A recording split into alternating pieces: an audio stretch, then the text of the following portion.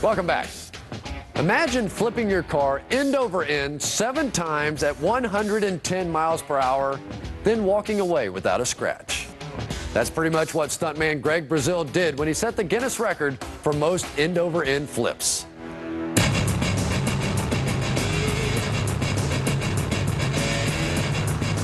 I hold the best end over end record. It went roughly 6 times, almost 7. Rested on its tail end and then fell over. And what Joel's going to try and do is set a world's record there. Greg Brazil, a 39-year-old stunt driver from Los Angeles, California. A recent injury prevents Greg from breaking his own record, so he's lending a hand to his friend Joel Kramer. Over the past 24 years, I've been a stuntman, a stunt coordinator, and a second unit director. I don't perform as many stunts as I used to because when I'm coordinating or directing second unit, you can't get in front of the camera. You got to stay behind and make sure things run smooth. Yeah, that'll be bitching. Get my chains right around the corner there. That'll work out great. These are one of my favorite stunts to do. I love car flips. I love turning cars over in car chases, so I couldn't pass it up. 41-year-old Joel Kramer says he can turn his car over 8 times. He doubles the #1 action star in the world, Arnold Schwarzenegger. He's been doing this a long time. He's done some of the top grade films in Hollywood, and I feel sure that he's got a good percentage of a chance to do it.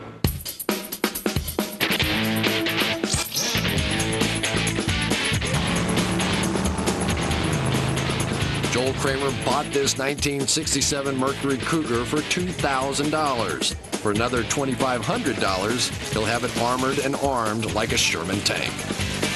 There's a cannon in there. And a cannon is basically a large piece of pipe that's capped off at the top, and it's welded to the roll cage depending on how the stuntman wants the car to roll. And what they do is they have a telephone pole with an O-ring seal on it with an 8 to 10 ounce black powder charge. And an explosive device inside of this piece of pipe propels the telephone pole out. At a certain point that we've already rehearsed out, I'll get up between 75 and 85 miles an hour, and I will lock up the rear emergency brakes, throw the car into a slide. When I get to 25 degrees, I'll ignite the cannon, which the centrifugal force and the lifting of the cannon will give me the first turnover that I need, and the rest of it will all be generated energy called kinetic mass in motion. We'll set a new record of 8 to 9 to 10 rolls. It's not so much that you need to come in at 150 miles an hour, because that's not going to give you more rolls. It's all about kinetic mass, hitting it at the right time with the right powder charge in there. I'm not using a big charge in this cannon. I'm going with 8 ounces of black powder that's double wrapped and dipped in wax to keep moisture out. All I want is enough to poof the car over. I don't want it leaving the ground, getting air. 4.5 gallons of gas are sealed into a NASCAR-style fuel cell. You want the least amount of fuel as possible. In case something does break loose in the back, you don't want the gasoline going everywhere. We've taken every kind of precaution we can as far as designing the cage. This is a cage that I've designed, that I used in a world record stunt. Joel has stepped in and said he wanted specific items done on it that's going to ensure that he's going to be relaxed and know that it's going to really hold him in. The cage is completely welded to the frame of the car, and my seat and myself, when I'm bolted in, I'm totally connected to the cage. The car is actually an outer skin, so if it starts to break apart, the cage is going to hold together. Your arms are strapped down with arm restraints. You have a 5-point harness that goes across through your legs, over your shoulders. You have a neck brace on so you can move your head from side to side, and you have helmet restraints which tie your helmet down to the sides and to the back, so you have no freedom of movement there. You're snug, aren't you? Yeah, boy. And not only that, but you have to drive the car. You have a button in your right hand, you have your hands on the bottom part of the steering wheel, and you have your left foot on the emergency brake. So there's a lot of things to do, and in the meantime, you have to watch where you're going.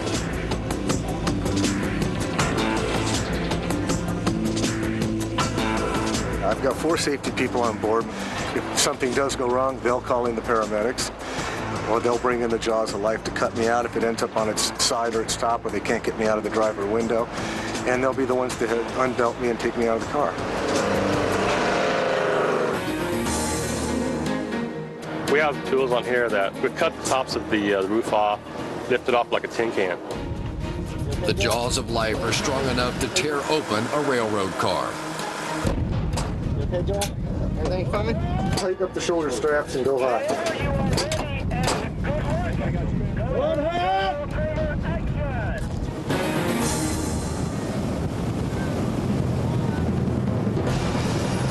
Okay, we got speed, here it goes.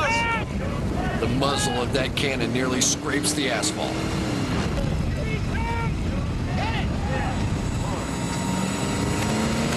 Okay, hit it, buddy!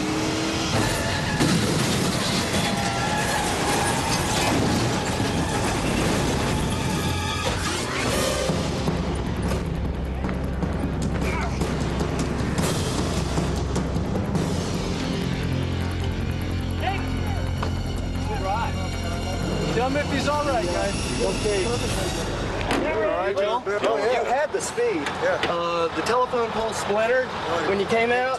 You stayed on the ground, but it took a lot of your juice. That was the deal. Joel only rolled the car twice, far short of his goal. I'm disappointed for the fact that we didn't get more rolls out of it. I think if the phone pole was greener and didn't break, it would have kicked us a lot more energy. Telephone pole blew in half on contact, and the front tire didn't blow. So the car skidded more than it snap rolled. The telephone pole breaking like that, which I've never seen before, probably bled off 40–50% of my energy. If the telephone pole does not hold together, you lose a lot of your lift. And that's what happened today.